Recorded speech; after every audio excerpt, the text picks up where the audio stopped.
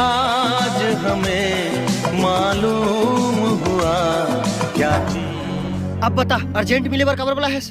नितेश, मोर पापा मोर शादी दूसरा जगह फिक्स कर दे है। अब हम दोनों झल्ला एक दूसरे ला भूल जाना चाहिए।